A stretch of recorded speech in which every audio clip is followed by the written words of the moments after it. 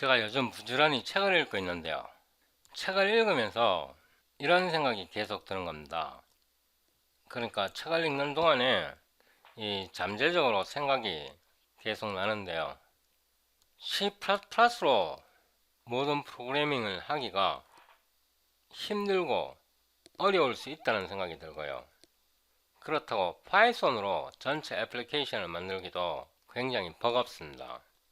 그래서 생각난 게 굉장히 큰 성능, 그러니까 컴퓨터 시스템을 최대한 활용해야 될 경우에 C++로 코딩하고, 예를 들면 뭐 3D 그래픽이라든가 컴퓨터 시뮬레이션이라든가 이런 거는 C로 코딩하고, 인공지능과 관련된 거는 파이썬으로 코딩하면 어떨까 이런 생각을 했습니다. 제가 전에요, 파이썬에다가 IQ 95 이렇게 검색을 해보면 C++와 파이썬을 어떻게 연동하는지 설명드린 적이 있습니다. C++에서 파이썬 코드를 호출할 수 있고요. 반대로 파이썬 코드에서 C++ 코드를 호출할 수 있습니다. 직접적으로 C++ 코드를 호출하기는 어렵고, 그거를 DLL로 만들어서 C로 인터페이스를 해주면 파이썬에서 C++ 코드를 호출할 수 있습니다. 이거는 제가 이 동영상에서 직접 테스트를 해봤기 때문에요, 확실히 장담할 수 있습니다. 여기 있잖아요. How to embed Python code in C, C++ program. 제가 이걸 어떻게 embed 하는지는 제가 여기에 이 검색 방법에 따라 이렇게 검색해서 나오는 동영상을 확인하시면 됩니다. 제가 전에도 말씀드렸듯이 제가 특별히 인공지능에는 관심이 없는데요. 인공지능에는 관심이 없는데 제가 요즘 챗GPT를 쓰면서 이런 기능을 내 프로그램 속에 넣을 수 있으면 굉장히 좋겠다 이런 생각이 들었습니다. 예를 들어서요, 저한테 무슨 아이디어가 있는데 그 아이디어가 참인지 거짓인지 판단을 하려면 자료가 있어야 된단 말입니다. 그 자료를 구하는 것도 쉽지 않고요. 그 자료를 일단 구해야 분석할 수 있을지 말지인데, 그냥 C 또는 C++로만 코딩하면 그런 자료를 프로그래머가 입력하거나 아니면 사용자가 입력하거나 두 가지 중에 하나인데, 그런 자료를 챗GPT를 이용해서 자동으로 끌고 오면 어떨까 이런 생각이 들었습니다. 챗GPT에서 분석할 수 있으면 챗GPT로 분석을 하고, 그러니까 내 애플리케이션 속에서 챗GPT로 분석할 수 없는 경우, 그런 경우는 이제 C나 C++로 시뮬레이션 하는 그런 생각을 하게 됐거든요. 예를 들어서요, 한국인 IQ를 검색해 보면요, 여기에 보면 우리나라 사람이 IQ가 세계 최고다, 세계 최상이다 이런 말이 많이 나오는데요, 저는 이런 거 안 믿거든요. 전 세계 국민들의 평균 지능지수 순위 탑 10 그래갖고 저는 이런 거 보면 굉장히 무식하다는 생각을 하는데요. 만약에 제가 이런 정보가 엉터리라고 반박을 하려면 과학적인 증거가 있어야 되잖아요. 과학적인 근거 자료가 있어야 되잖아요. 여기에 보면 동양인, 한국인의 IQ가 가장 높다, 가장 똑똑한 인종은 누구일까? 저는 이런 거 안 믿어요. 이런 걸 안 믿는데 이걸 반박하려면 과학적인 근거 자료가 있어야 되잖아요. 자료가 있어야 분석을 하든지 말든지 할 거 아니에요. 이거는 챗GPT인데요. 챗GPT에서 list IQs of the member countries in UN 이렇게 해보세요. 이렇게 했더니 안 나오네요. 그러면 list IQs of the member countries 이 대신에 100 member countries in UN 이렇게 해서 다시 한번 검색해 보겠습니다. 이렇게 했더니 또 다른 메시지가 나오는데요. 그러면 이거를 이렇게 고치겠습니다. 100 countries 이렇게 해서 다시 실행을 해봅니다. 그랬더니 이렇게 아래로 쭉쭉 나오는데요. 이번에는 along with early education level in percentage 100분율로 early education 조기 교육 수준을 함께 나열하여라 이런 뜻입니다. 그랬더니 IQ와 조기 교육 수준을 100분율로 함께 나타내고 있습니다. 이렇게 쭉 보면 91개까지만 나열했네요. 이번에는 convert the above result in a single table 또는 list the above result in a single table 하나의 표로 나타내라고 말했습니다. 그랬더니 이 IQ 수준과 이 초기 교육 수준을 100% 단위로 나타냈는데요. 여기서 evaluate correlation from the above result 이렇게 해서 다시 질문을 해보겠습니다. 그래서 여기에 무슨 계산이 나오고요. 이 계산 결과를 안 줍니다. 어떨 때는 계산 결과를 주고 어떨 때는 계산 결과를 안 주는데요. 여기에서 early education level 대신에 preschool education level로 바꿔보겠습니다. preschool enrollment 이렇게 하고 이렇게 나오고요. 이거를 다시 convert the above to a single table 하나의 표로 변환하려고 요구했습니다. 그랬더니 하나의 표로 나왔고요. 여기서 remove those that contain 여기에 보면 data unavailable 나왔습니다. data unavailable 그러니까 자료가 없는 줄은 제거하라는 뜻입니다. 그래서 다시 목록을 만들었고요.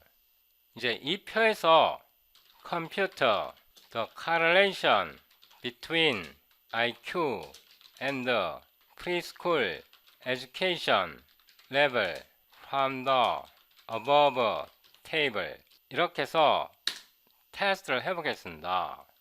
그랬더니 여기 식을 주고요. 여기 계산 방식을 설명하고 있습니다. 그래서 상관관계가 0.447로 나왔습니다. This value suggests a moderate positive correlation between IQ and preschool education enrollment rates in the provided countries. 이거를 여러분들이 이해하기 쉽게 한글로 번역해 보겠습니다. 이 값은 제공된 국가에서 IQ와 유아 교육 등록률 사이에 중간 정도의 긍정적인 상관관계가 있음을 나타냅니다. 이 결과가 말해주는 것은 IQ라는 것은 조기 교육과 연관성이 있다는 뜻입니다.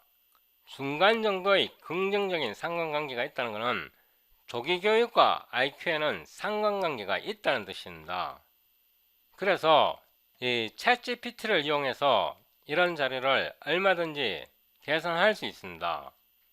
이런 내용이 동양인이 또는 한국인이 IQ가 가장 높다 이런 주장은 새빨간 거짓말입니다. 새빨간 거짓말이거나 굉장히 무식한 소리입니다.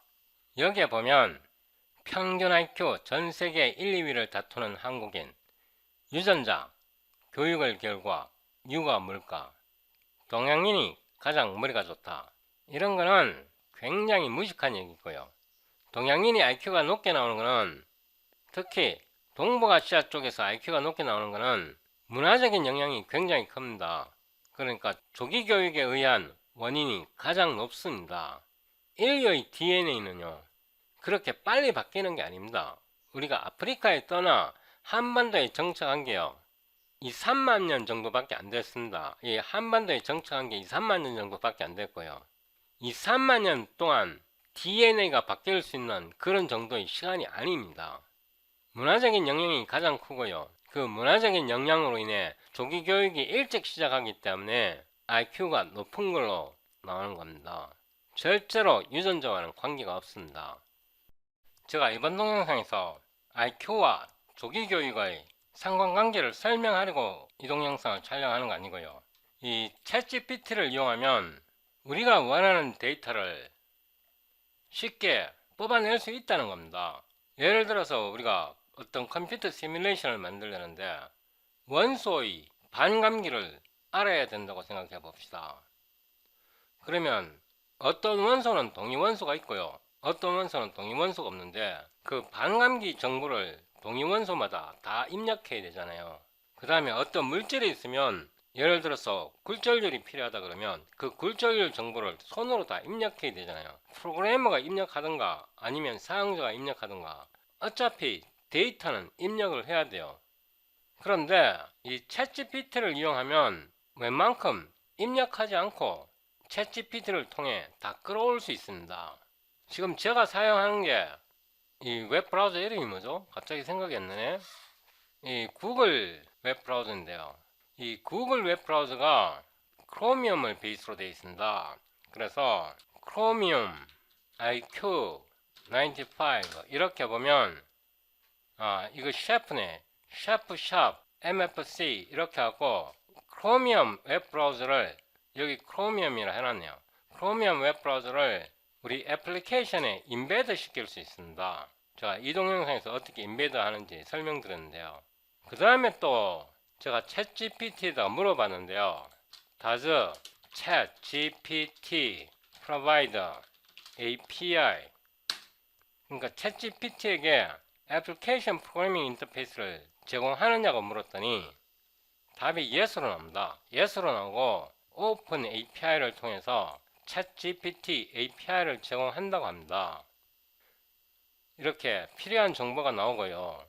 오픈 API 다큐멘테이션 이 웹사이트를 방문하라고 하는데요. 그래서 What programming languages do I need to integrate open AI features to my application? 내 애플리케이션에 오픈 AI 기능을 통합하려면 무슨 프로그래밍 랭귀지가 필요한가 물어본 거고요. 이렇게 해서 물어보면 오픈 AI를 통합하려면 뭐 파이썬이 필요할 수도 있고요. 자바스크립트를 사용할 수도 있고 뭐 루비, 자바, C#, PHP 뭐 이렇게 나오는데요. 저 같은 경우는 C#이 익숙하니까 C#을 사용해도 되고 파이썬도 사용할 수 있으니까 파이썬을 사용할 수도 있고요. 그 다음에 자바스크립트도 사용할 수 있습니다. 경우에 따라서는 파이썬으로 코딩해서 그 DLL로 뽑아내서 C에서 C나 C++에서 액세스하는 게 편할 수도 있습니다. 그래서 How can I create DLL using Python code on Windows? 이렇게 물어보겠습니다. 그랬더니 윈도우즈에서 파이썬 코드로 DLL을 만들려면 몇 가지 단계가 필요하다. Python itself does not natively compile code into DLL, but you can use a combination of tools and techniques to achieve this. 파이썬에서 직접 DLL 코드는 못 만들고 몇 가지 단계를 이용해서 DLL을 만들 수 있다고 하는데요. 첫 번째는 파이썬 코드를 작성하고 그 다음에 CPython 또는 PyBind11 이 툴을 사용해서 DLL로 변환할 수 있다고 합니다. 여기 보면 CPython 인스톨하는 절차 자세하게 나와 있고요.